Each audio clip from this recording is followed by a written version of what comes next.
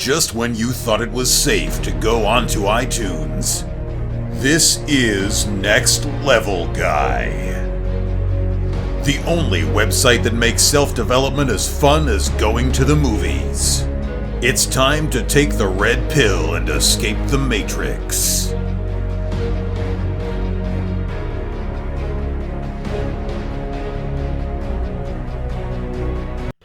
Hello and welcome to the Next Level Guy Show podcast with your host, Ian Dawson-Mackay. Next Level Guy is a men's interview, interest and improvement website where I interview the greats from all industries to help others better their lives. Listen to the experts in their respective fields being quizzed and learn something. January, it's a month that everybody wants to get into shape with New Year's resolutions, but most people never get anywhere. They let their excuses stop them. A common one is age. Surely you can't get into shape if you're getting into your twilight years. Wrong. Today's guest is Steve Taylor. Steve is 63 years old and is in phenomenal shape. He looks so good, he recently won an IFBB Masters Physique Pro card. So, what is it that makes him successful? What makes him look so good? Let's find out. But before we get to the interview, a quick word about the affiliates. Now, I've built up some awesome deals with some amazing companies. These allow me to obtain some special discount codes, deals and listener exclusives. Please go to www.nextlevelguy.com/affiliates for further information. If you want to get fit, internally and externally, then you need to try some of the awesome fitness gear and supplements that Onnit.com make. From steel maces to the amazing cognitive enhancer, Alpha Brain, to a truly amazing line of kettlebells shaped in the guise of animals and superheroes, and so much more. If you go to the checkout with your basket and you enter Next Level Guy, all one word, in the discount codes section of the checkout, you'll get 10% off any eligible items in your basket of great supplements and fitness gear. They're also offering a number of free trials and supplements you should take advantage of. Trial which one works best for you before you commit to a full bag.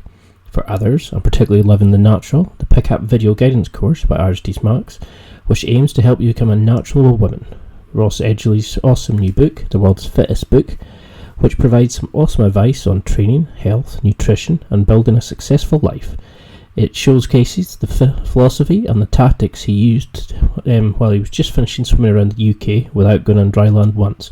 And if you're like me, you love Amazon, then feel free to abuse my Amazon link to get some great discounts and bargains, including a Kindle. It's currently my favourite gadget for passing time when travelling. I do web searching on it, I watch movies and TV shows, I read ebooks, and I'm truly loving my Harry Potter series, and I don't care what anybody thinks.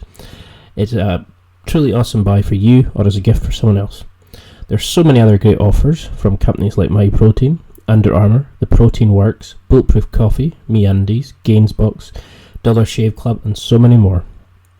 For all the free trials, special deals and information, just go to www.nextlevelguy.com/affiliates. Now, let's get to the interview with Steve. I hope you had as much fun listening to this one as I did during the interview. Enjoy. So if we take it right back to the beginning, and say we met in a gym or in a bar or something like that, you had 30 seconds, how would you describe who you are and why you're well known? I mean, physically it's obvious, but... Yeah, my persona and my image has sort of gotten attached to this physical old guy that's freaky fit, and that's my niche in the fitness industry these days. And the older I get, the better it works for me, as long as I stay in this kind of shape. But and I've come to accept it. I like it. I get a lot of mileage out of it. The attention that an old man gets it's kind of fun to remain relevant, and I'm just happy to be able to beat somebody at anything at this point. So can you tell me a little bit about your upbringing? Were you always the physical child? Is there a kind of, I don't know how to say it, like, the gene in your family, you got a strong father, brothers, sister, has there always been like a very sporty gene? What would you say to those people who are saying, well, maybe his family just got really good genetics? Were you an outlier? That's honestly not true in my family. Everybody in my family was fairly athletic, as far as like football and basketball and that kind of thing in school. But the thing that got me going as far as what I do now in the gym is the fact that I was a tall, skinny, always self-conscious about being too skinny when I was in school. And, guys, a lot of guys want to be big. They want to be strong and muscular. I always liked that look, and it was so far away from what I was born with that I started. That's what got me going to the gym to begin with, is I just wanted to improve what I perceived as a skinny, scrawny, tall, kind of a geeky guy, and excelled at improving that way more than I ever expected to. Kind of one door opens another, and I ended up someplace that I never would have expected. Was there a turning point to this, or did you always just feel you needed something and it just slowly sort of spiraled? Because, when I was looking at your your Instagram, it's just phenomenal when you look at the shape that you're in. Was there a turning point that made you want to go down this road? Did you not fancy the likes of like powerlifting, Olympic lifting? What kind of motivated you towards the bodybuilding aspect of it? Well, as a young man, there was no such thing. I mean, I compete in men's physique, which is a relatively new category. There was always been bodybuilding, and they're kind of the big, thick, gorilla-looking guys. And I was always attracted to that and kind of wanted to try to do that when I was young. I was so far away from what my actual physical stature was that I could never get big enough. I even went so far as I was spending so much time at the gym as a young man, I bought a gym so that I could make that my business. And I ended up owning 3 gyms for a while and tried to become a bodybuilder. And I got pretty big, but not big enough to be a real bodybuilder. And so I just kind of forgot about that and went away from it for a while. And then they came out with this new category, which is men's physique. And I just call it skinny bodybuilding. Really, it's a kind of a long, lean, muscular male model kind of a look, which was just about perfect for what I had, where I was at that time. And so I just basically decided to do one. And I really didn't get started in the competitions until I was older. I was almost too old when I started. Always intended to compete as a younger man and never did it. And then I just sort of decided to do one physique show as kind of a bucket list thing for what I was calling for fun. And I did that first competition, and I was my own coach. I was did my own diet, my own posing, and I was terrible. I didn't know what I was doing, and I got my ass kicked. And I believe I was 6th out of 17, but anybody there that was any good beat me. I was the best of the worst, is the way I say it. And it really motivated me. I could see right there that it looked like it was a lot more fun to win than not. And so I decided that I could do better. And so it changed my life right there. It consumed me for the next 5 years after that. And I did another show in 6 months, and I got 4th place. And, the top 5 get trophies. So when I finished 6th in my first show, I got nothing except I just got sand kicked in my face.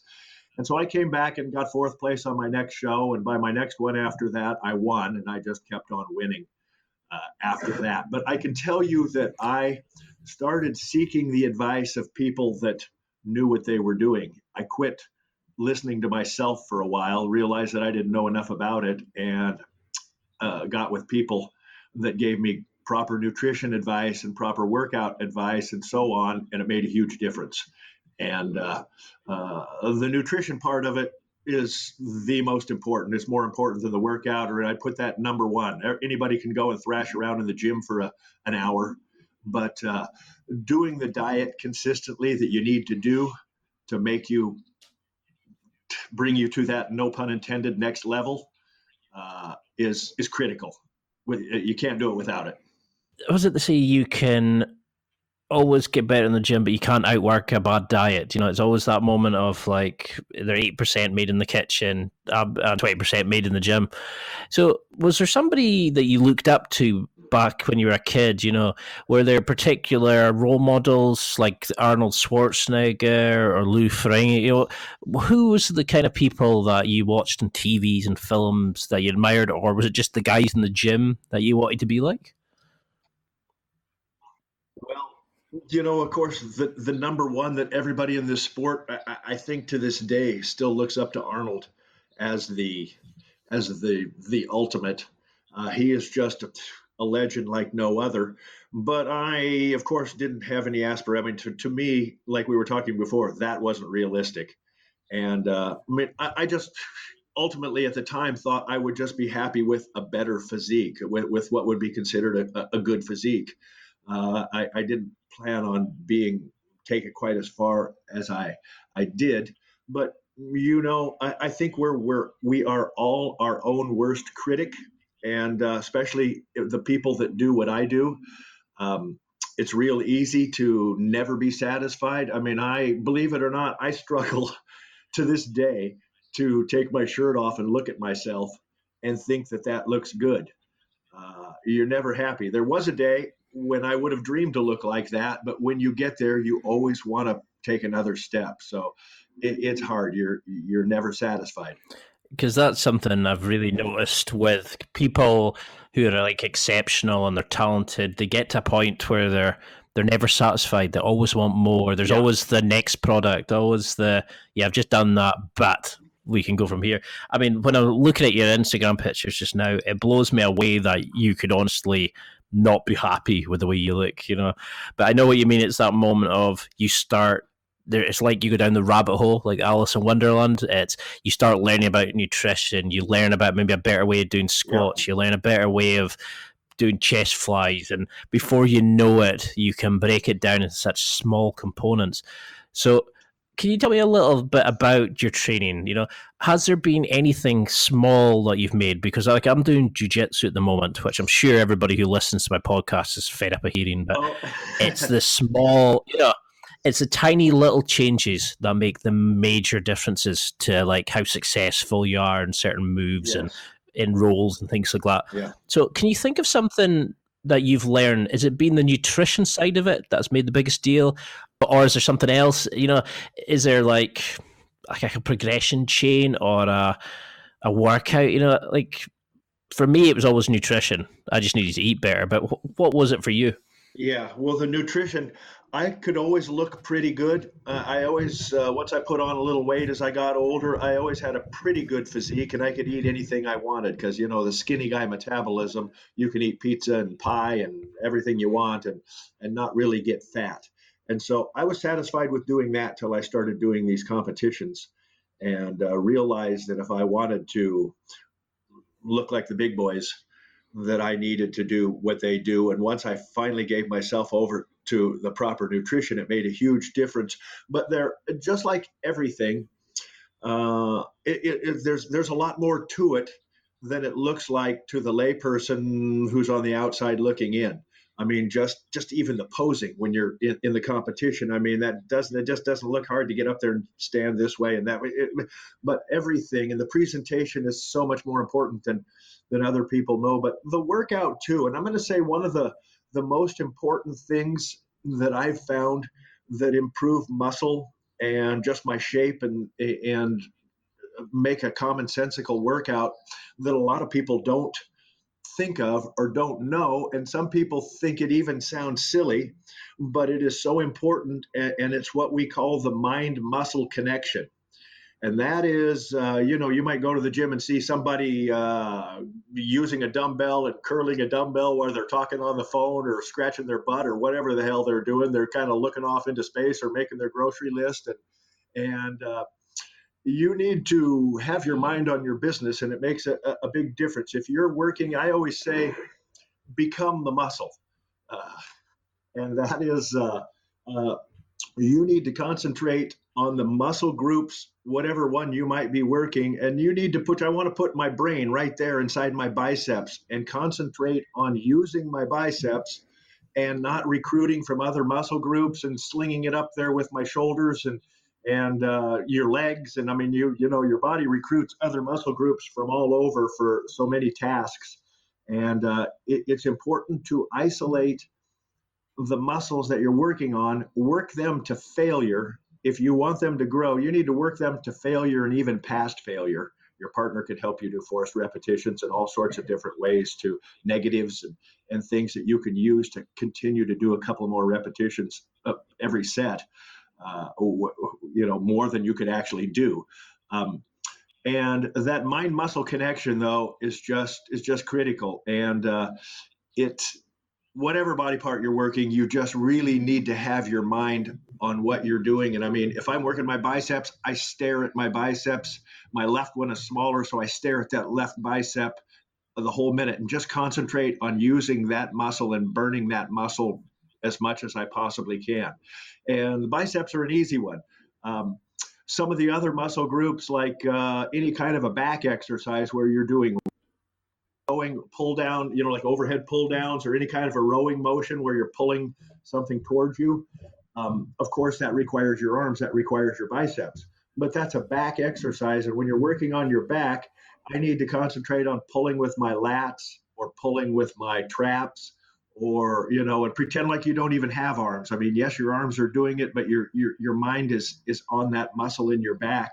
And it feels like, if you're doing it right, it feels like you're doing that with your back, and your arms aren't even having anything to do with it. So that's just huge. And a lot of people don't really realize that, or, I mean, they'll see me with my eyes closed, concentrating as I'm doing my sets. And they, what are you doing? And I said, well, are you meditating? And I said, well, yeah, kind of, I am.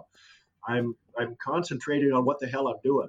And it's such I was just listening away thinking, yeah, I learned that to a small section.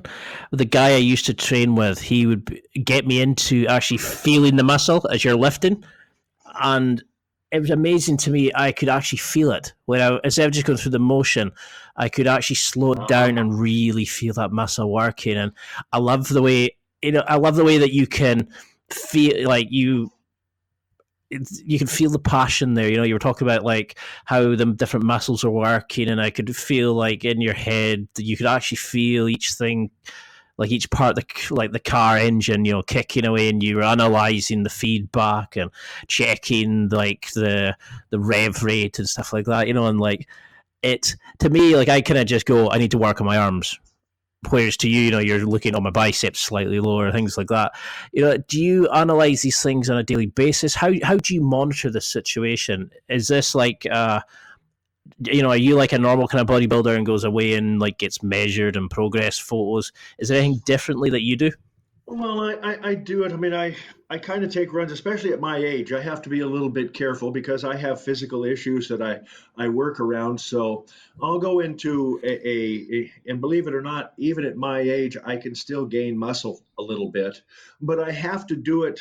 I will do like a 12-week plan where I just eat and work out in a manner to gain muscle. You'll work out differently and eat differently when you're trying to put on muscle and size, rather than when you're closer to preparing for a competition where you're leaning out and trying to shape that muscle. So it's a different workout. It's a different way of eating.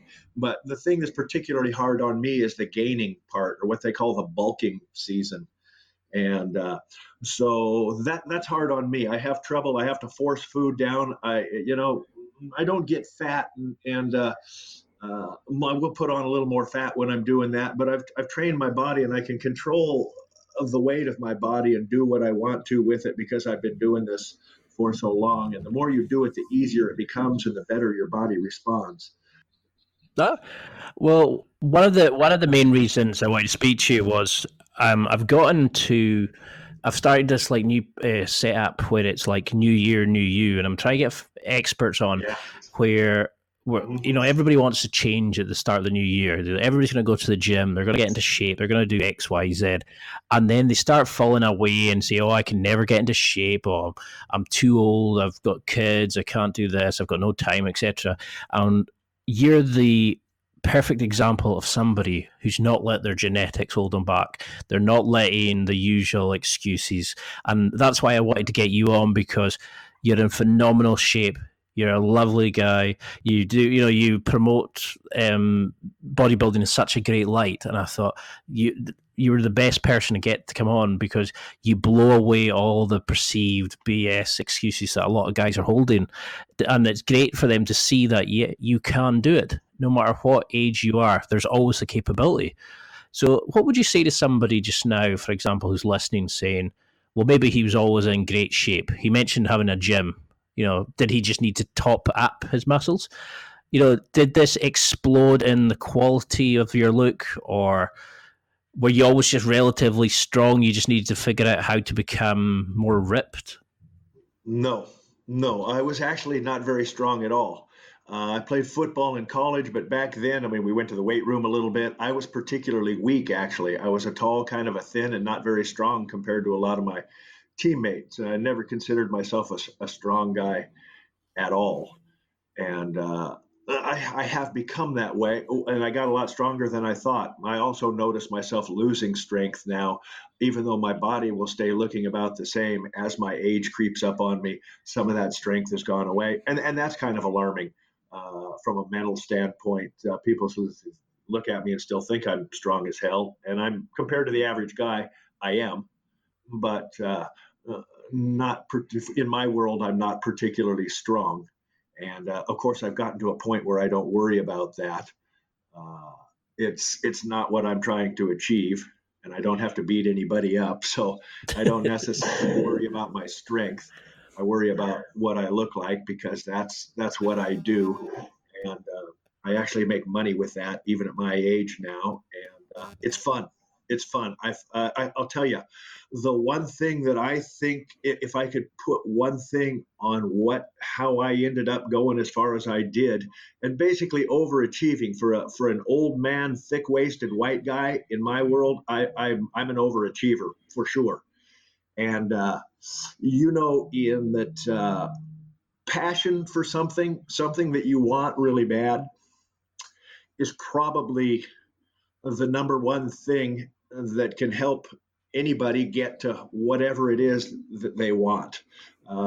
This requires, to get to the level that I'm at, you really, really have to want to get there bad. I mean, it's consumed my life. I have to be honest. People ask me, how do you look like that? And everybody wants a silver bullet, that secret that tells them how to look like that. The trouble is, I think everybody really knows there is no secret. Everybody has a pretty good idea what it takes, and it's just discipline and perseverance. And it's kind of it takes a longer time. You can't do it for 3 months and you feel like you've been doing it. You do this hard and heavy for 3 months, and to a lot of people, at that point, it feels like they've been doing it for 3 years. You stop and look at yourself, and the changes come so slowly, it's hard for you to see them. But I'm telling you, this stuff works. It's discipline and perseverance and a belief in the process. And is that where you think majority of modern men are going wrong? Is it that they're, can every guy do this, and they're just not doing it because, they maybe don't have the discipline, they don't have the knack, the skills and the experience and the knowledge is out there. Do you think guys are just not doing it because they just don't commit to it? Yeah. Or why do you think you've been so successful compared to other guys who maybe go to the gym? And is it just that you kept going and pushed it, and Yeah. What would you attribute your success to, and why do you think people fall by the wayside? Yeah, I do think that. I think I wanted it a lot worse than most people. I mean, everybody looks at that and says, "Oh, wow, I'd love to look like that." But when you start getting into and start having to do what you have to do it, life is full of so many other things, and it's one of the reasons that I didn't really excel to the point that I have until I was older. As a young man, I had to chase women, I had to drink, I had to pay my rent, I had to go to work every day, and stay up at night chasing girls. And I love the order of that list. That's a brilliant way of doing it. and so I was into the gym and all that, but I didn't eat right. I couldn't eat right. I didn't keep the regular hours. It's a whole new world. It changes your life. It's a lifestyle to get to the point that I'm at, where you're on a national level, and it's you really have to want to do it bad, and you have to have the patience and be able to devote the time to it. I eat 6 times a day. I'm either shopping for food, fixing food, eating food, cleaning food up, getting ready to make more food, or going to the gym to do my workout. And when family get-togethers on the 4th of July or Christmas or whatever, I'm the guy that shows up with a piece of fish and some rice in a Tupperware container while everybody else is barbecuing hamburgers and hot dogs. And it's no fun. If everybody wants to go party and have drinks, maybe I'll be the designated driver. And so there's a lot of things that you can't do that are just daily life things that people enjoy doing. And if it's not as important to you to, as it is to me, you're not going to get to that level. And whereas somebody else might have a passion for something else and nothing stands in their way for that, for me, it was this. Yeah, I mean, I was just sitting listening, just thinking, that's when I started to see improvement in my, when I took it serious, when I was stopping drinking, when I turned up with the food and that. But to see the level you're at just now, the dedication, just how much you must dial in everything, it's amazing to see the level you're at just now. So you mentioned there about it taking a while to start showing on, like in the mirror. So what were the change? How did you notice you were getting better? Was it just that you were lifting heavier weights, or did you start feeling internally different? Was it more just what you saw in the mirror, the slow progression, or like what changes in the way you feel and act and indicators should a guy who's starting on this journey look for? Yeah. I think that I was discouraged like anyone when they first start out. It feels like that it doesn't work for me, and everybody else looks good and I don't, and all of that. And it's sometimes because when you're really wanting to improve and you wake up every morning and look at yourself in the mirror with your shirt off and you don't see any difference every morning, day after day, and you can get a little discouraged. Then and actually, if you're doing it anywhere near correctly, you honestly are making improvements that kind of aren't coming fast enough to suit you, and you don't notice. But you'll run into somebody that hasn't seen you for 6 or 8 months, and they'll go, "Holy cow, look at you. You look great. You must be going to the gym." And I don't even know. I'll say, "Really? Really? Well, wow, thank." And it's so inspired. It inspires more enthusiasm to go back and really hit it some more. And once you can get to a point where you see your strength going up, and you get to a point where you see little changes in your body, all of a sudden you start to have a little bit of shoulder sticking out there, and you got a bump here or a bump there that you never knew existed before. And it's really, if you wanted it as bad as I did, then that's really inspiring. And it wants to make you work harder at it. And of course, once you start looking pretty good, then it's good for your confidence, and you really start to delve into the intricacies and all the little things that make a difference in this sport. And you just kind of gather steam, and you just get better and better at it, and your body gets more and more used to it. And again, that nutrition, that's what'll make a difference.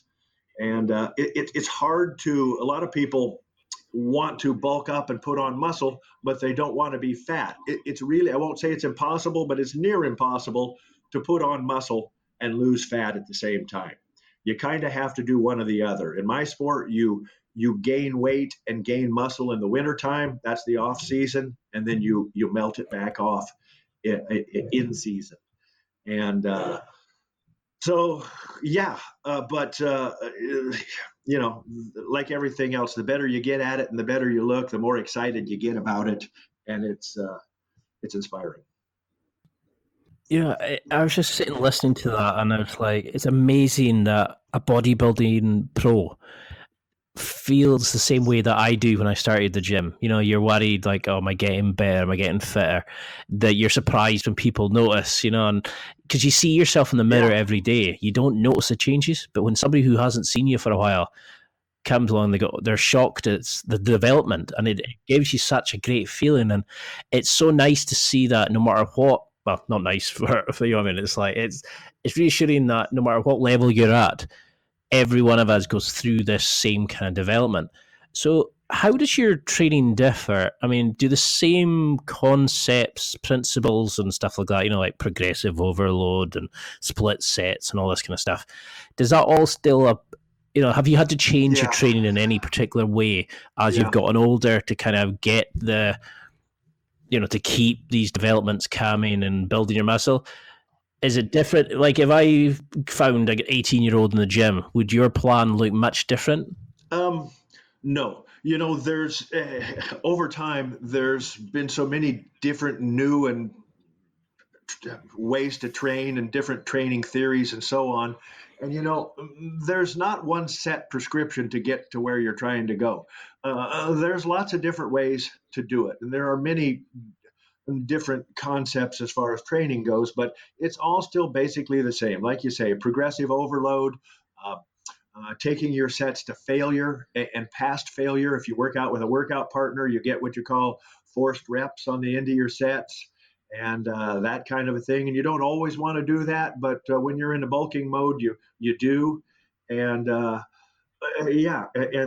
the food, always the food. Another thing that people don't realize, a question I get all the time is, holy cow, how much time do you spend in the gym every day? I don't spend any more time in the gym than anybody does. If you go in and work hard, an hour and 15 minutes is more than plenty. And as a rule, I don't spend much more than that. Maybe an hour and 15 minutes on my workout and another 15 minutes on my abs 3 days a week. And I'm good as far as the time I spend in the gym. It's the food. Because there'll be people sitting just now going, "Oh, he must be in there 3 hours. He must be in there 4 hours.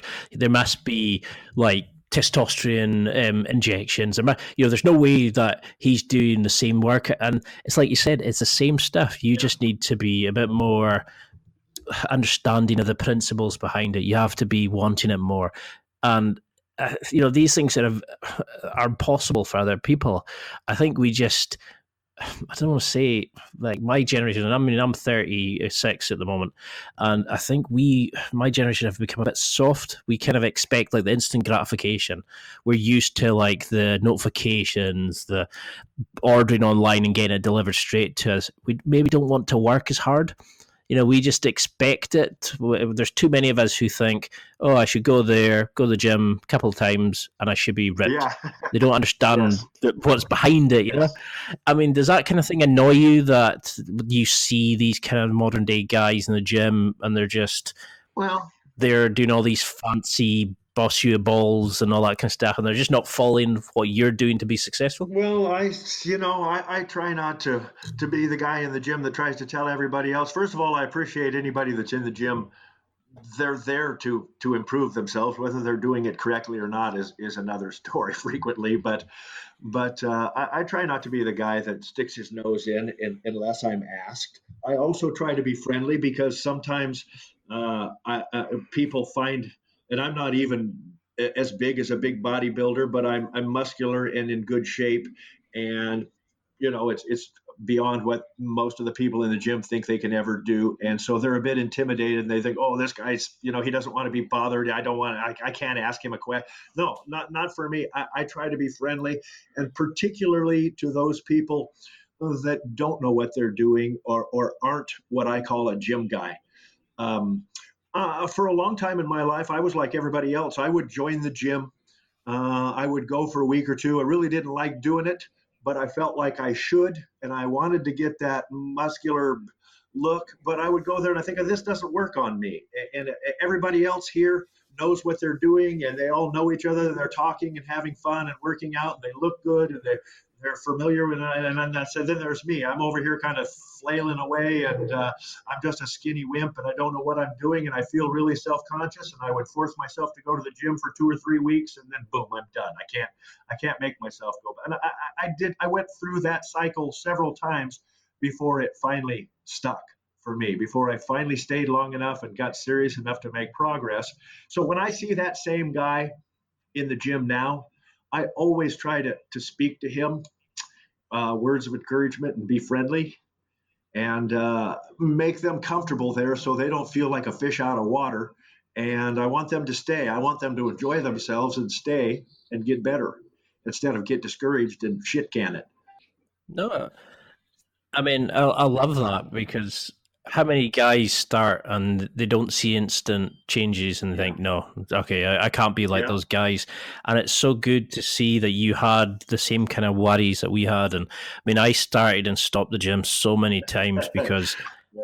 I expected quick changes. You know, I mean, I'm 6'3", and I expected to be like ripped, like Jay Cutler and all these kind of guys. And I think we kind of come in and you see amazing physiques, and you think, "Oh, I won't be like that." Yeah. But then you're like maybe only listening, like a peanut Yeah. in weights compared to them, and then we think, "Oh no, we can't get between that."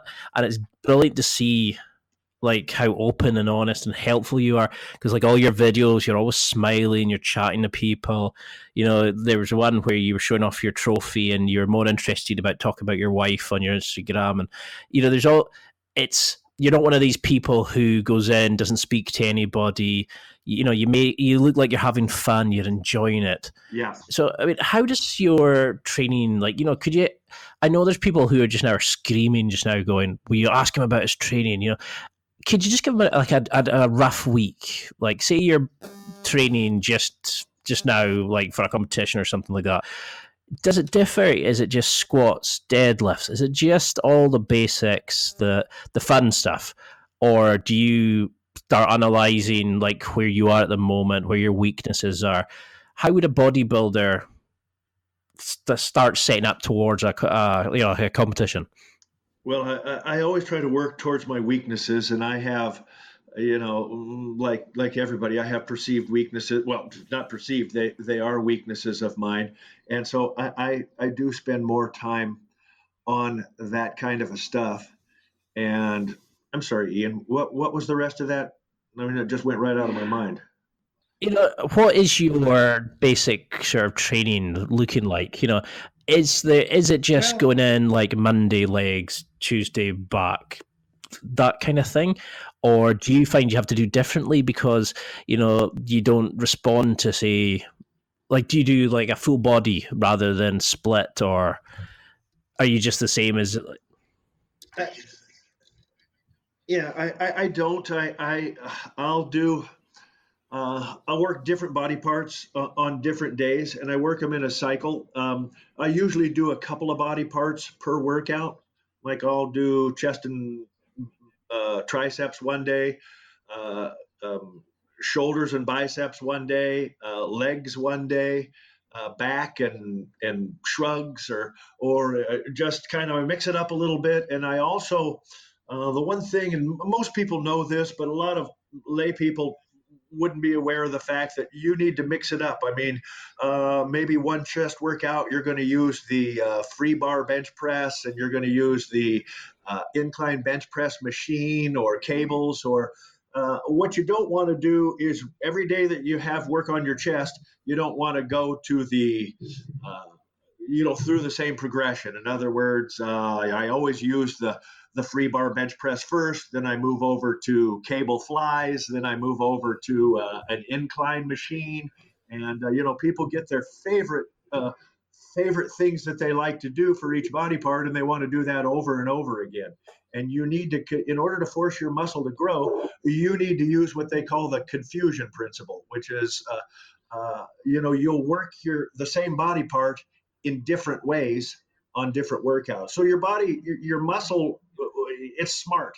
If you use the same weight and use the same progression of movements every time you do that body part, your body gets used to what you're asking it to do, and it will do that, and it'll just do what you ask it to do. In other words, there's nothing forcing it to compensate and get bigger. So you need to trick it. You need to cross it up. You need to push it past what it can do. Push it to failure and do it in different ways every time you work that muscle.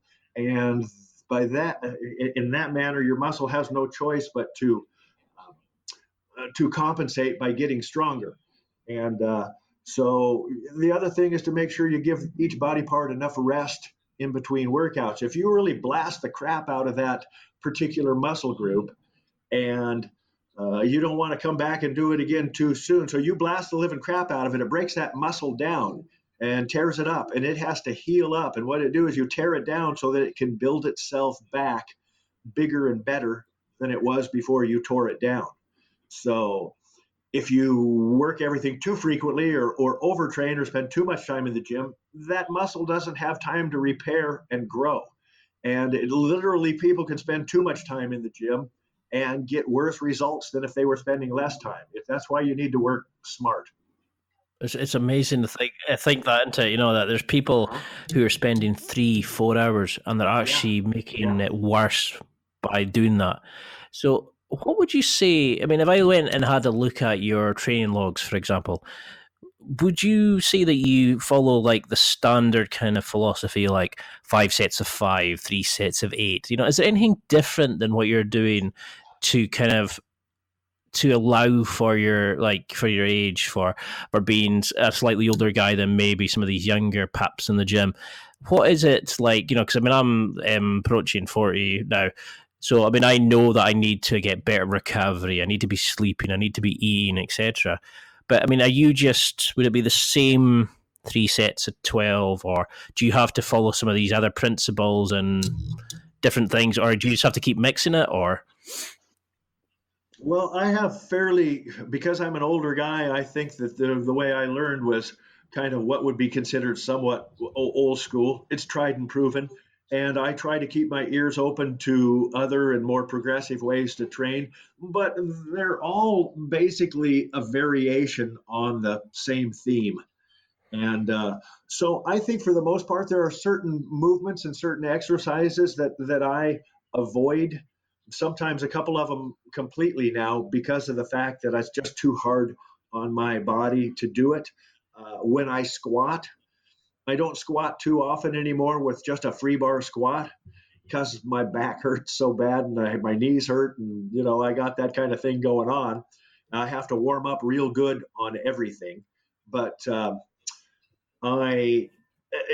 because I've gotten where I am, I can tell you that maintenance is a little easier than, you have to work harder to make grow and improvement and maintaining, which I do more of now. And because it's hard on my body, it's hard on anybody's body a little bit too. If you are working, improving, and growing, you're busting ass. Because if you're not growing, you're not improving. And I think a lot of people that go to the gym think they're working hard, and a lot of people really don't have a concept of just how hard and how much pain you need to subject yourself to get where you're trying to go. It's you need to man up, nut up, and grind. I call it the beautiful grind. I love that. I mean, it's so good to see that it's the same things. It's just getting under the bar, it's lifting it, it's actually just putting the work in and getting those reps in and not overkilling it and not living in the gym. So you mentioned about your philosophy to nutrition. How would you describe it? Is it like eating clean the whole time? Do you have cheat meals? Do you because there's so much stuff available in the world now and sites to see and things to try and that, would I find your diet clean the whole time, or do you allow yourself a wee cheat meal here and there? How does it affect you being like an older guy? Because I mean, I find if I start eating crap now, I tend to really struggle to shift it. Do you have to be different in terms of nutrition at this age? Well, you do it long enough. I eat pretty clean most of the time. And of course, it depends on the situation. If I've got something that I'm prepping for, I don't do competitions so much anymore. I've got over into, I do videos. I do a lot of videos geared towards older people, fitness videos geared toward older people. And I've been lucky enough to do photos and videos. And most of my stuff that I do is geared towards seniors because it's not that, I mean, I'm in good shape and I can be competitive with the young guys, but I don't, and there's a lot of young guys that look as good as I do. The thing that makes me unique is that I'm 63 years old and I look like that. And so the freaky old guy is kind of my niche in this market. But as far as the eating, I eat 6 times a day, and I think that's critical. I mean, a person needs to eat 5 or 6 times a day, and that's really hard to do when you're trying to hold down a job or you've got things going on in your day. And I found that I pack my food the night before, and whenever it's time to eat, I stop whatever I'm doing right wherever I'm at, and I wolf down the food. But I eat controlled portions and I eat more often, and that right there will make a big difference in the fat retention, the way your body retains fat. Because a lot of people in this day and age, they'll eat a big breakfast and won't have lunch till 1 o'clock, and miss a meal, or they don't eat great to begin with, and then they eat on a real sporadic kind of a schedule, and your body doesn't know if it's coming or going. In other words, it's going to cling to fat because every time you eat, your body's saying, well, I'm going to hang on to this fat because I don't know when this guy's going to feed me again. And so it starts getting in a mode where it doesn't let go of fat very easily. Whereas if you will eat fairly clean, do that 6 times a day, do controlled portions and don't overeat, you're eating every 2.5 hours. And so gradually your body gets used to that, and it says, hey, I don't need to hold on to this fat anymore. I'm eating every 2 hours. He's going to feed me again right away. So I don't need to hold on to this fat. And like I said, the longer you do that, the easier it is to maintain a lower fat level. And I think that's one of the most critical things. But I fall off the wagon. I'll eat a piece of cake once in a while. I'll go out to the restaurant and eat something. When I eat in the restaurant, I try to avoid really decadent things. And there are certain things that aren't great, but I can go to the restaurant after the gym for breakfast, and I will have a sirloin steak with egg whites and dry hash browns and dry wheat toast. And I'm having almost a regular, steak and egg breakfast, but just no oil. I mean, the potatoes are healthy. You don't put a bunch of oil. The bread's a little bit fattening, but you don't put any butter on there. It's good carbohydrate. And the steak, if you get a lean cut of steak, so it's just the little things that you do. But when I'm regimented and prepping for a show, of course, I eat clean all the time. And if I get ahead of schedule, and I'm maybe ahead of schedule on the diet, I'm 4 weeks out and I look like I'm 2 weeks out, I'll throw a nice fat cheat meal in there. But I toe the line very, very strictly when I'm prepping for something. The rest of the time, I just try to eat with some common sense and keep it pretty clean. There's a ton of stuff that you can eat and you don't have to go hungry. I don't diet. I'm never hungry. If I feel myself hungry, then I know I'm burning muscle and I go into panic mode and I get something in my mouth right away. So I'm never hungry. I eat a lot every day. No, it's great. I was just saying, listening, thinking, it's so basic that so many people overplay it. It's like eat 6 times a day, eat every 2 hours. It's like some people were saying, oh yeah, you can eat 3 times if they're bigger meals and stuff like that. But I liked how it was very, eat, say 80% clean or 90% clean. Have the cheat meal as you need it.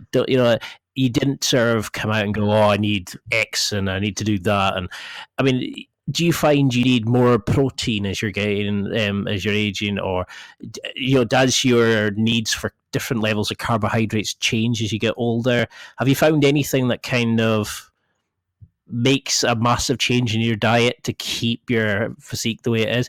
Because you look in like better shape, the majority of young guys, 18, 19, like would your meal plan be much different than the majority of gym goers that you'd find? I don't think so. Not the majority of gym goers of the people that maybe the majority of gym goers, because I don't think that they pay much attention to the way they eat. They go to the gym and think that they're doing what they should be doing. And, that's the one thing people don't like to sacrifice. They ask me, how do you get like that? And I say, well, you got to go to the gym. Okay, I can go to the gym. Well, you gotta clean up your diet a little bit. Okay, I can clean up my diet a little bit. When they find out how they have to clean it up, they're not willing. Then I tell them you can't drink much. Well, that usually queers the deal right there. They'll all eject after they find out that they can't drink beer and eat the way they want to. You know, everybody's willing to go to the gym and thrash around for a little bit if they could look like that. But, you know, it's not for everybody, because it's literally, to go as far as I have, it's a lifestyle. It's your life. And a lot of people either can't or won't do that. A lot of people can't because they have work and family and things make it really hard for those people, just like it was for me when I was younger. But yeah. Yeah, I mean, I'm really struggling at the moment because I always imagined to get to that level that there'd be, like these split patterns, there'd be these secret kind of eating rituals, and I'm just seeing you doing the same kind of stuff that I did when I was powerlifting. That I've seen maybe my mate Dave, who's an absolute beast of a guy, and he would eat it like that, and he'd be clean, and he'd have all these rep patterns, and I'm not seeing anything different. So I'm really keen to get you on because I wanted to find out the little changes that you made that have made you so successful. I mean, is there, like, in terms of your recovery, are you taking supplements? Do you think, is your recovery patterns different? Do you have to eat, sleep more? Do you find that you have to lift at different times of the day compared to you used to? How does your recovery differ as you're starting to get older? Because these guys sitting just now going, "Oh, I'm always knackered after the gym. Oh, my back's aching because of the kids and blah blah blah." How do you utilize recovery in your plans? Well, I take some things. I don't take a ton of supplements. I've got a certain amount of protein and a certain amount of carbohydrates that I want to take in every day, and I'm going to spread those over 6 meals. And I'll use protein powders because I at 200 I'm 230 pounds right now. My stage weight is 222, and I'll get down to 3.5-4% body fat. If I don't get down that low, I don't win. One of the ways that I used to win was because my conditioning was freaky. A lot of guys, even guys that do what I do, don't quite understand the preparation completely. And in my sport, you don't have to have the most muscle. Unlike the bodybuilders, in physique, you need to be pretty, and your conditioning needs to be impeccable. And learning how to do that is huge. But for my recovery, BCA, branch chain amino acids, I take them 2 or 3 times a day. I try to gather a lot of my protein and a lot of my carbs for the day around my workout, before and after, and in the vicinity. As the evening wears on, my last meal of the day will just be protein only, with no carbohydrates whatsoever. I like to front load the carbs and basically gather them around my workout on both sides of my workout, and then taper off. But I've got a certain amount of protein and carbohydrates that in my mind I want to take in each day. And so whether I'm eating in a restaurant or whether I'm eating at home or whatever, I keep that in mind with what I'm ordering or what I'm fixing. And again, like I said, I don't go hungry at all. I basically, to put it in basic terms, I've got several items in the protein column and several items in the carbohydrate column. And the way I make a meal is I pick one from each column, put it together, and make a meal. And I do that 6 times a day. And the proteins, everybody knows them, but egg whites, chicken breast, turkey breast, lean beef, maybe not quite as often. Fish, any white fish or shellfish, all good. Eat the crap out of that stuff. Carbohydrates, breads and muffins and things like that, no, out. Rice, white rice, brown rice, potato, sweet potato, oatmeal, cream of rice, those kinds of things, they're not all that exciting. As far as sauces and butter and things, no, not really. But there are things that you can season your food with. Salt-free seasonings I use. Salsa. You can put salsa on anything and make it taste better. And mustards also. Salsa and mustard are 2 things, and they have flavored mustards. So that's 2 things that I use as often as I can. I don't use mayonnaise or ketchup or any of that. I use salsa. I use some kind of a mustard or flavored mustard. I also use sugar-free pancake syrup. on some things, on my oatmeal, on my egg whites. I use salsa or um, sugar-free pancake syrup, either one, on my egg whites. And a lot of times I'll take 12 egg whites in the morning and 12 egg whites in the evening. So I have so much of it every day that I get tired of cooking it up. And sometimes I just put it in a shaker cup and put a scoop of protein powder in there and just slug that stuff down. I buy liquid egg whites at the store, and I'll eat 25 egg whites a day. Well, it's when I'm thinking about, like, there's nothing difficult about it, is there? There's, I think it comes down to, like you said before, about how much you want it and how much, your mental strength to just keep doing it, because, you're eating the same as a lot of bodybuilders, you're working out, you're recovering, you're finding out what worked for you, the kind of supplements that you need to take. So, I mean, how do people react to how you look? Because when I showed, I was speaking to my mom on FaceTime, so I showed her a picture of you and said, "Oh yeah, this is the guy I'm interviewing, and because he's like in such great shape and he's like an outlier guy, he's an older guy, but he's in fantastic shape and he blows away all these kind of excuses." And, I give her this kind of really impressive spiel about why I wanted to interview you. And her question was, "Are you single?" She said, "You look phenomenal." How do people react? Because we all have this image of like older people, Yeah. The kind of like droop shoulders and maybe a bit more of a hunchback kind of, like, because they're so kind of rounded over and stuff.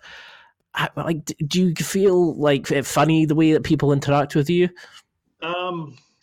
It's actually fun for me. I get a lot of attention, like I said, for an old man because of it. And it's fun. And I honestly will get more attention when I'm ripped and lean and really what I consider not very big, at 220 to 225 pounds versus 260 when I'm big and strong.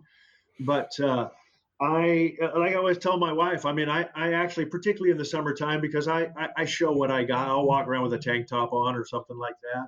And people stop me. People stop me every day and ask me about it.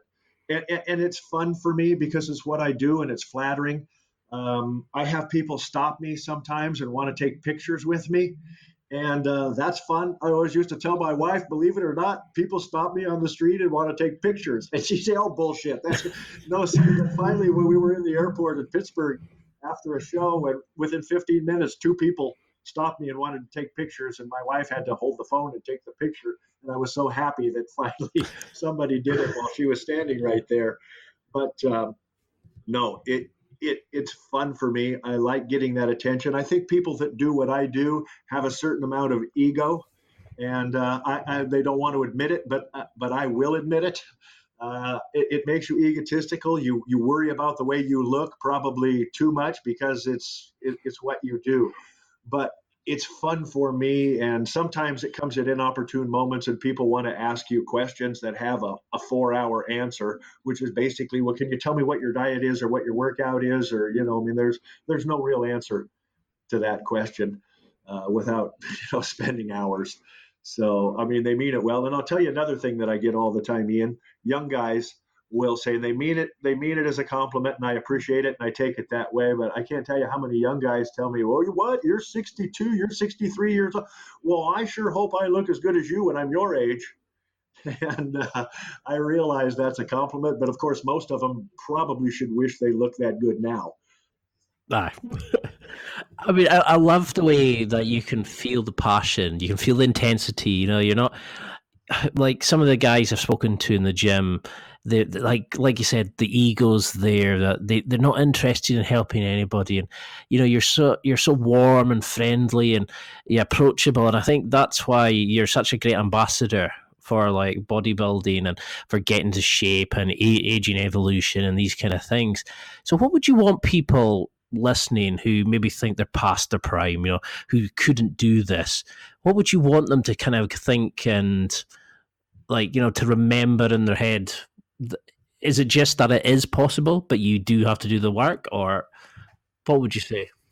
Yeah, it basically all boils down to perseverance and discipline, but you do have to really, really want it, because you have to put yourself through a real amount of being uncomfortable. And like I said, the beautiful grind and pushing your muscles past when people really think they're working hard, they're not working hard. They don't know, some of them, what hard work is in the real world. And so you just have to, yeah, it's possible, but perseverance, discipline, consistency.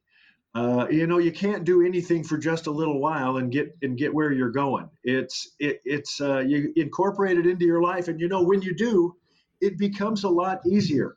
I always tell people, if you want to change the way you look, you have to change what you do, because with what you're doing now, this is how you look. If you don't like that or you want to change it, then you need to do some different things differently. If you're willing to do that, you, without a doubt, 100% positively can change that.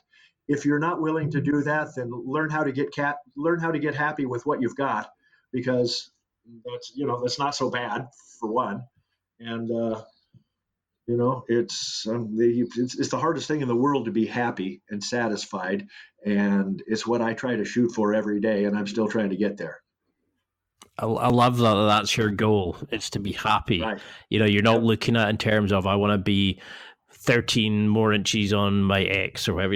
You're actually looking at it, I just want to be happy. I want to enjoy life. If I can give back, then I do. And I think that shows why you deserve to be in, like when I look at like a next level guy, it's not just that you're in fantastic shape, but you're actually giving back to other people. You're helping other people improve themselves. You look at an amazing person. You look like you have a great relationship. I mean, how does your wife deal with this sort of thing? Does she keep you grounded, or like, what's the? Yeah, it's funny. The people, particularly the women at the gym that are my age, ask me, "Well, geez, Steve, what did your wife say?" Did I tell this story already when we were talking earlier? The older women ask me what my wife's reaction is to being married to somebody that looks like I do at our age. And I tell them, my wife's been there a few times. She's not impressed. What she says is, "Get your ass up and mow the grass." I wish my wife would wake up every morning and say, "Oh, thank the Lord, I'm married to you, Steve." But no, she's proud of it. I'm sure she likes it. But it's like anything. I don't take myself too seriously. I'm used to looking at myself, for one thing. I kind of know what I've got going on here, but I'm not impressed. I mean, deep down, I'm just a plain old normal guy, just like any other guy that lives next door to you. And really, sincerely, to what we were just speaking about, my only goal, my ultimate goal, I enjoy doing this, but my ultimate goal is to be happy when I die. And I think that's the hardest thing in the world, and I get choked up even thinking about it. Yeah, it's sad to think that there's people who put themselves through things, but they're not actually doing it. They're doing it to impress other people. What is it they say, that we buy crap that we don't need, that we can't afford, to impress people we don't even like, rather than just going out and being happy and doing what you want and getting out of what you want out of life. And I think it's a brilliant that you found that thing that makes you happy. And one more thing about it, Ian, that I was going to tell you earlier, and I'm glad you reminded me. One of the things that I love about looking like this and doing what I do is it's one of the very few things in the world that people want that can't be bought. I don't care how much money you got, you can't buy it. And see, that's one of the downsides into it. It's everybody always assumes, it must be steroids. There must be some secret formula that he's abusing, because there's no way. They try to justify the reason you're doing that. Yeah, I get that all the time. I mean, do you get that the whole time? Always, all the time. And I get it so frequently. It's mostly people commenting on Instagram or something. I mean, they don't say it to your face. I mean, I've had people say it to my face, and I don't do that. I do have a doctor's prescription, like a lot of old guys, for a testosterone supplement, and I use it. I take testosterone weekly. And other than that, I seem to be able to maintain. Of course, steroids will make you big, and I mean, I look pretty big. Like you, you're 6'3", I'm 6'4", and a lot of times tall guys have a harder time getting muscular. At least we all have the perception that it's harder for us to get a muscular look because we're so much bigger and kind of long and gangly. But yeah, yeah. I mean, well, we better give them the plug because you're a founding member. But how did you get involved in Aging Evolution? And how because we're learning so much about developing and evolving the body and getting in great shape and stuff. I always think it's really wrong to focus on someone's age and more on what they've done and just to congratulate them on their hard work. So, is that what the mission of Aging Evolution is? Is it to let people know that there is no past your prime point, that you can always get better, that you can always improve? That's it. Their mantra is it's never too late to be great, is their little motto. But yeah, I got started in Aging Evolution. They recruited me when I was doing the national championships. I met the man that founded Aging Evolution while I was there. And of course, they were interested in me because I was so damn old and still looked like that.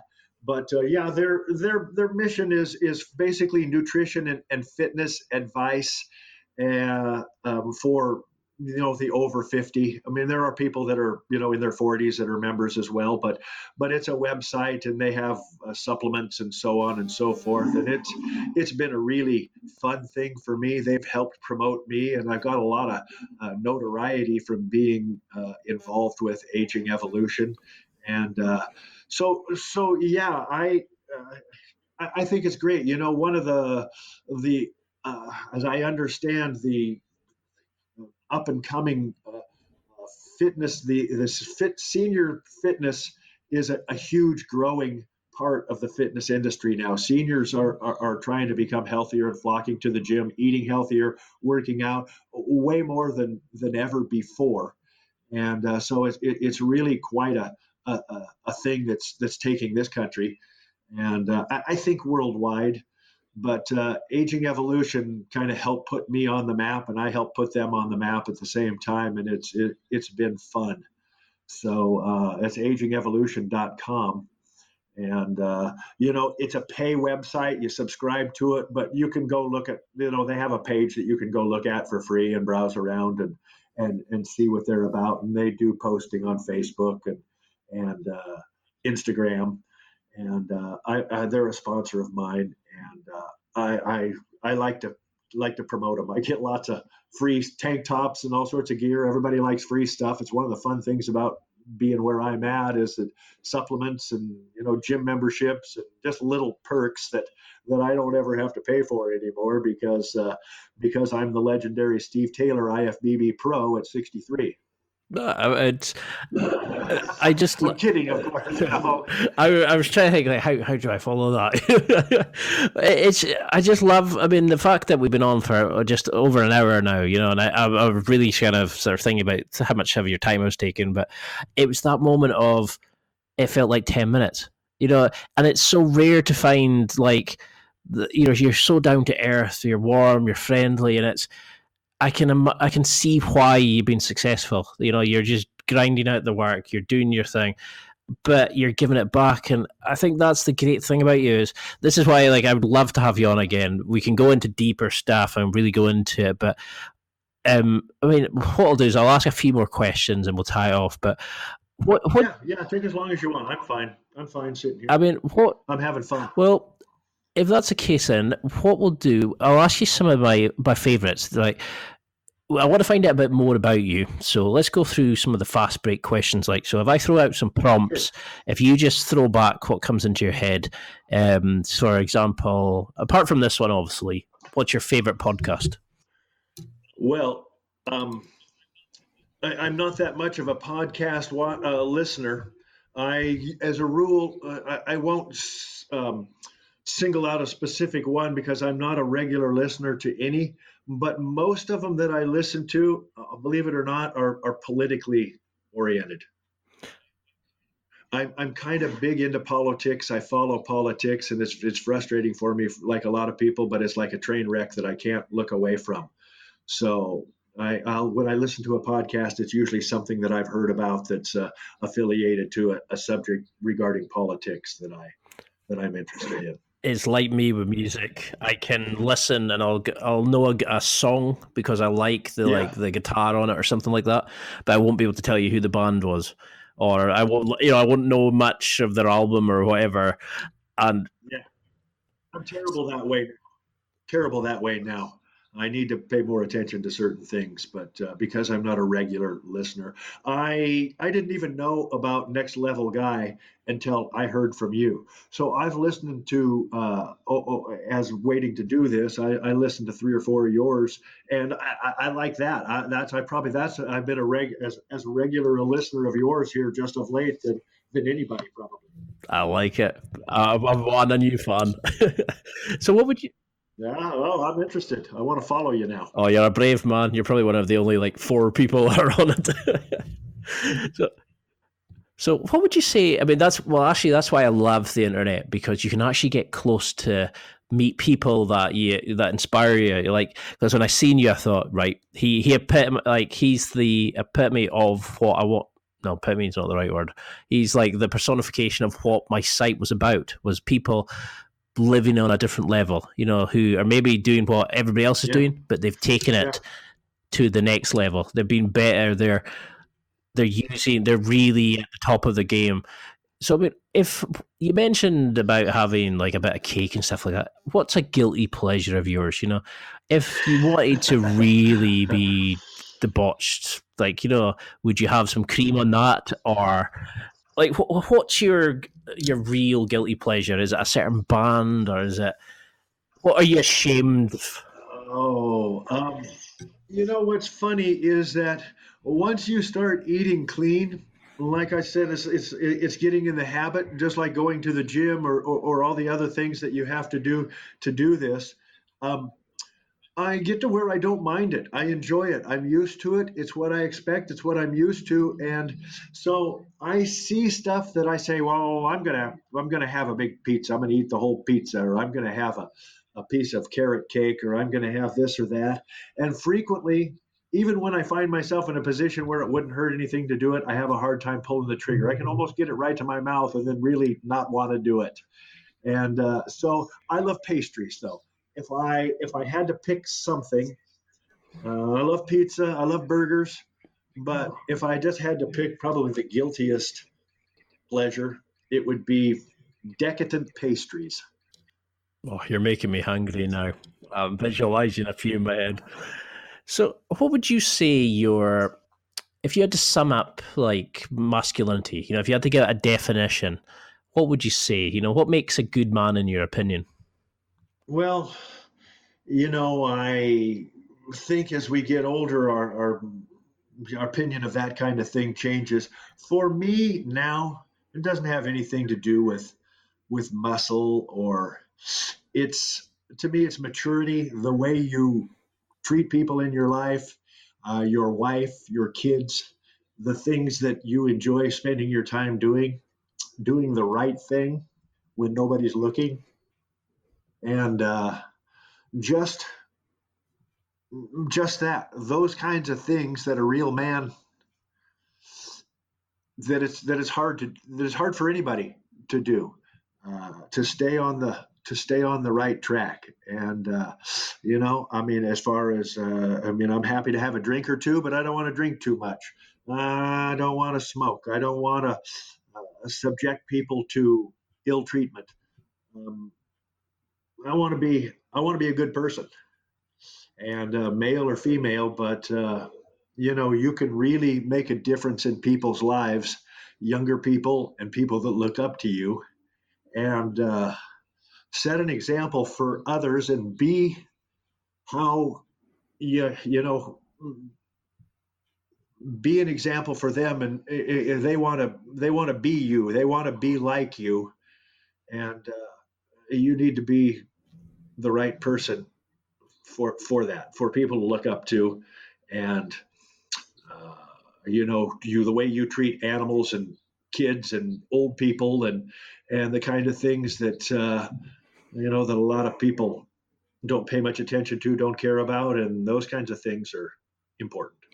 So do you think? Seriously. I mean, do you think that's what you want to have on your on your gravestone, that or on your deathbed? What you want people to remember about you is that that kind of look, that that you're a good person, that you gave back. Is that what you want? What is that? What gets you out of bed in the morning? What motivates you? Yeah, I'd like to be remembered. I'd like to be remembered for that. I try to be a good husband and a good father. Doing what I do, even at my age, I get on Instagram and take my shirt off, and uh, I get all sorts of solicitations. Ian, you have an Instagram account. I don't know how much of that you see, but I mean, honestly, I get naked pictures from women all over every day. I get offers, and I mean, some people are pretty sick. And, and you know what? It's all part of the game. It's all weird, fun, flattering, shocking. It's just incredible. But I wouldn't trade. I wouldn't trade any of it. It's just, it's all the experience of my life, and it's just, it makes me want to be a better person. My wife makes me want to be a better person, and I enjoy, being admired by others and showing them that just because I still, could have something to do with other women, or what, I mean, I love my wife. She's not, I get stuff from young women all the time. There are a certain number of young women out there that just like old guys. And when I look like I do, I mean, that doesn't hurt. And so I hear from them and get solicited by them. And I have no interest in that. And I'm proud to let people know that I love my wife and my family. I love that. I mean, that's the beauty of it, is that, because you're so successful, it's easy to become egocentric and, kind of think you're above people and that. And it's so nice to hear, you talking about your family and them being the inspiration, and them, that you love them and that they're the people that you do this for, I mean, if you had your time again, would you change anything? Would you want to be like you are now?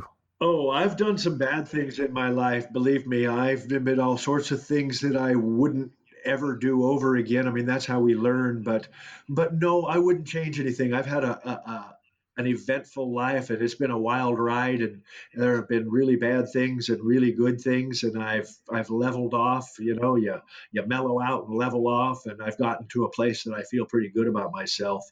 And I wouldn't change any of it, because I think it took all of it to like you say, made me who I am today. I mean, I completely agree with that. I love that answer, because it shows that, you're like me, you understand that you need to go through everything, no matter how bad it was, to get to where you are now, to be the person that you are. And you either succeed or you learn from something.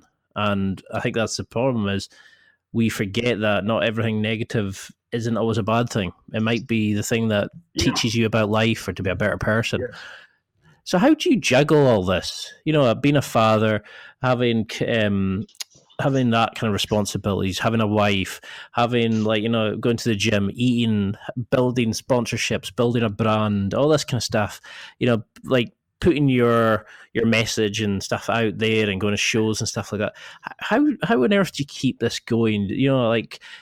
It's just tiring thinking about it. What would you say to somebody? Well,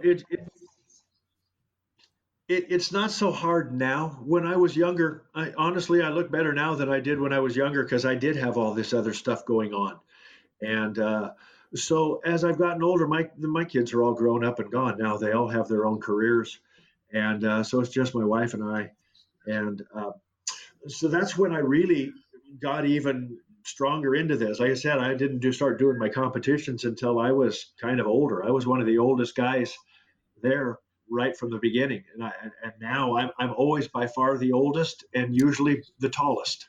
I'm 6'4". And so I just, it's not hard for me now, because I can devote my time to it. I've got a little bit of money. I've got an income without having to be there every day. And so I've been able to just worry about this. so it's been really nice. It's been fulfilling for me to have something that I've worked towards and actually not only achieve it, but actually go by my original expectations, and kind of fell into this, and one door opens another, and the next thing you know, I'm doing a podcast with a guy from the UK at 63 about my physique. It's incredible. Well, I mean, I always want the first one to be just a kind of general one, because I could have got in. I was interested in, like, what's your rep scheme, what's this and that. But the more I found out about you, I just thought, he's actually a really great guy. I sort of want to find out about your inspirations, your things. And I love the fact that I can get to talk to you and ask you about your life and stuff like that. I can go and interview like a jiu-jitsu guy. I can go and interview a lady about cleaning your, organizing how to clean your house. I can the world's such an amazing place, and I think we sometimes get so wrapped up in our own things. You can't see the wood for the trees. Absolutely. We're too busy. Yeah. We forget to enjoy life. Now, this is my favorite question. You're sitting at the head of a dinner party. You're throwing it, you and your wife. You've got 5 other seats. Now, these people can be real or fake, alive or dead, but this is your dream dinner party.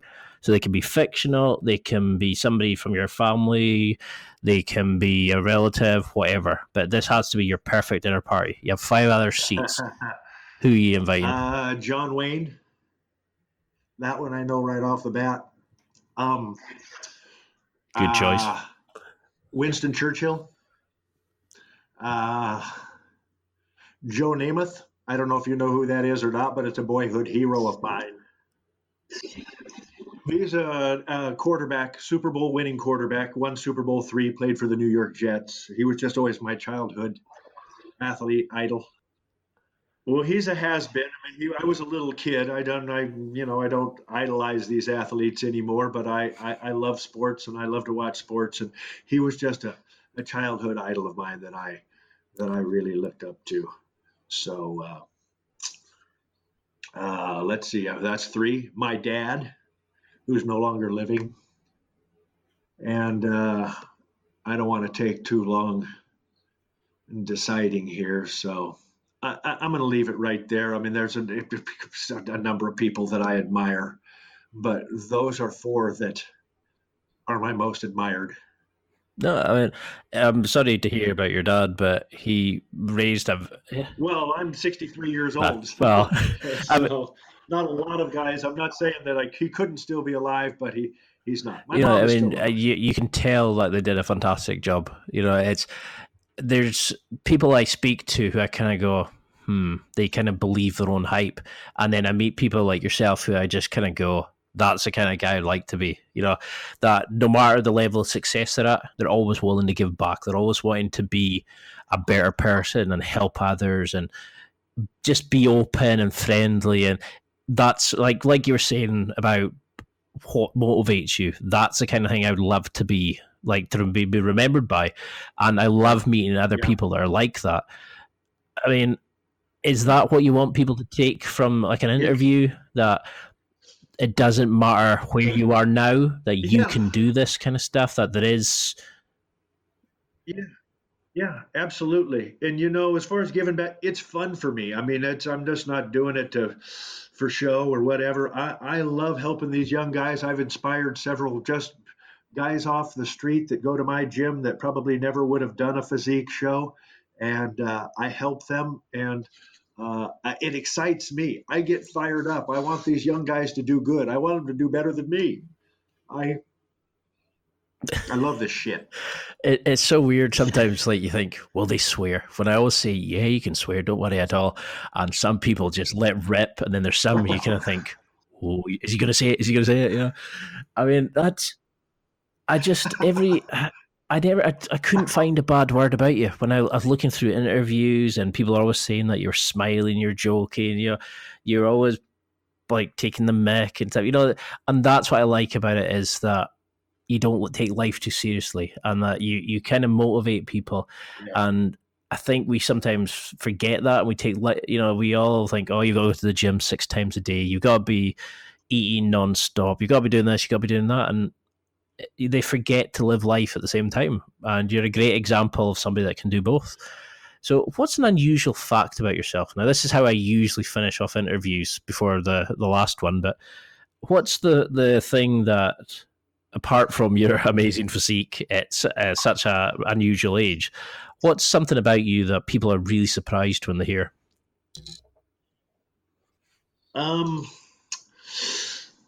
I don't know if I have anything that's too surprising. A couple things about me. I have a real soft spot for animals and old people.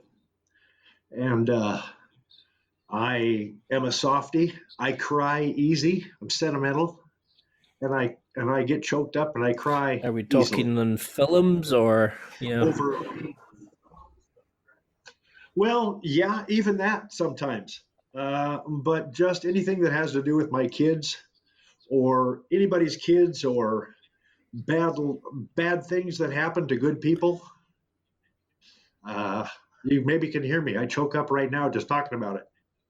No, I mean, and that's a good thing, because it shows that you've got you can be emotional. It shows that you can actually, you're appreciative and tied into life. And I became an uncle. Like my oldest nephew is going to be 7 on the 16th of December, and it's amazing how they've inspired me to be a better person. So I can be like, they can look at. I don't want them to ever think, oh, he's coming to visit, is he? I want them to be so excited and wondering what I'm doing. But it made me understand, because I was getting bored and I was doing bits and bobs here and there. But when you see it from things from a child's eyes, the joy and the how everything's amazing and they want to learn about everything, and it really makes you think, yeah, I want to be somebody that they look up to, that they come to advice from. It's scary to me to think they'll go to my brother for help. I don't think he's even figured it out himself. But I will be the fun uncle. At the moment I'm playing the games, I'm like the tickle monster. I'm the pirate that they have to chase and all that. And it just makes life so much fun. But I think I love your message. We need more people like you in the world that make other people realize that. So, I mean, I know we're coming up to about an hour and a half, and I'm so grateful for this. It's been one of my funnest interviews I've done in a long time. The fact that this is your first interview blows me away, because it's like you've been doing these for years. It's been an absolute joy, and I would love to have you on again. But how can people find out more about you? How can people who are interested in following your career and getting in touch and seeing like training plans and stuff like that? I mean, apart from sending naked photos on Instagram, what's the best way to get in touch? Yeah. Well, I don't know. I'm happy to hear from anybody. I put an email address right on my Instagram bio page. And I do hear from a lot of people, and they ask questions, and I honestly try to respond to everybody that seriously wants me to. I mean, like I said, the naked pictures or some ridiculous question or something that's not serious, maybe I don't respond to, because those kind of people, you're best to not respond at all. Don't do anything. It only encourages them to continue. But for the most part, anybody with a serious question, I appreciate people appreciating me. I don't take myself too seriously, and I'm just a regular guy. I really, really do enjoy helping people. I want to try to answer their questions. I do dig life. I dig people, and that. But as far as getting a hold of me or learning more about me, you can Google and find out a few things about me, or you can go to my Instagram page, or you can email me and ask me whatever you want to, and I welcome it. Well, I know you're going to have a new wave of fans from this, because you'll have blown people away with your pictures of like your physique, and you'll have blown people away with just how down to earth and happy and inspiring you are. So that's why I was desperate to get you on, because I knew more people needed to know about you, because you're the perfect poster child of what's possible in life.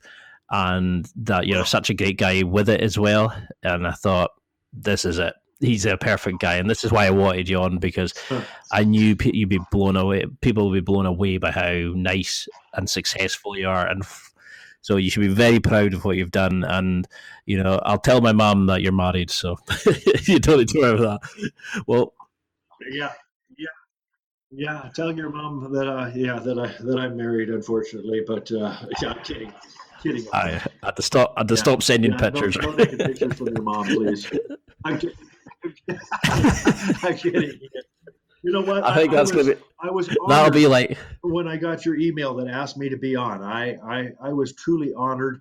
I went to your site. I was impressed. I love your concept. I love what you do, and I'm not just saying that because you had me on. I'm serious. I'm a fan now from here on out. So it's mutual, and you can contact me. You can call me on the phone. You can write me, email me, have me on.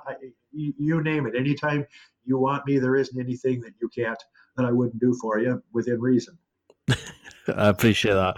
It blows my mind when people thank me, because I'm always like, to me, in my head, I'm just like a random guy, and I love when I hear back from people saying that interview really helped me. That made me think about something or be a bit changer. And I just love being able to think it's helping even one person. It blows me away. It makes somebody's day, or it helps them through a rough time. And it's like you said, the best part of it is giving back. People. And I would just wish I could do it to more and more people, which would help me. But and naked pictures are great for me. If I could get them, I'd be delighted. But well, the floor is open to you now. I mean, is there anything that you've got coming up? Is there a competition you've got? Is there anything that Oh, let's see. I've got just a project I'm currently working on. It's aging evolution in conjunction with a photographer out of LA named Jason Ellis, who's kind of a big time fitness photographer. And we're working on putting a documentary movie together. And it's, what's the title? Senior Fitness Boom in America. So I've kind of been flying around on different locations and doing part of that. And they've had some celebrity appearances in there. And there's me and a couple other old guys that look pretty good that they've been using to put this documentary together. So that's kind of been the project that I'm working on. I have no idea when it's coming out. A lot of times they don't tell me anything. They're funny when they do these things. They take pictures, and anytime you do pictures for any kind of a photo shoot or magazine, they don't give you any pictures. You sign the rights away. They don't tell you when it's coming out. You're just a hunk of meat that they're taking pictures of. And for their monetary gain. So, but it's fun. It makes you feel special. Again, I don't take myself too seriously, but when you're shooting these videos and whatnot, it's just like you see on TV. In between takes, they come out and dab your brow and fix your makeup and fiddle with your hair, and it just makes me laugh because it just feels so strange. It's almost surreal. And I just said, I'm 63 years old. What are you going to do with this face? It is what it is. You're trying to make me look better here. It's just, but it's fun to get the star treatment for a little bit, and it's all flattering and it's cool. But at the end of the day, you're just still. That's what I'll say. People, it's like all these successful people, they still shit the same way as everybody else, That's exactly right. Absolutely. But I love just like, this is probably one of the funnest interviews I've done since I started, and I can't believe it's been an hour and a half already, and it's just suddenly like, well, where's the time gone? And that's when I know it's been a good interview, when it's somebody that's kind of just kept my attention away from checking like my questions or checking my stats or making sure everything is flowing. When you just go into the interview, this is why I know you'll be a success. This is why you should be doing more of these, because so many people will be listening to every word, and it's going to be amazing to watch your career. And I think we need to get you more well known, because it's. Well, I'm going to have to hurry. I don't know what I'm going to look like when I wake up in the morning. I'm shocked that I still look this good. So we'll see. I'm just going to ride this pony until it drops. Well, I'm not going to look in any mirrors for the next wee while, because I certainly don't look like that. Let's put it that way. Well, That's it for another week. Thanks for listening. Absorb it, practice it, use it. Until next time, keep trying to hit that next level in your life.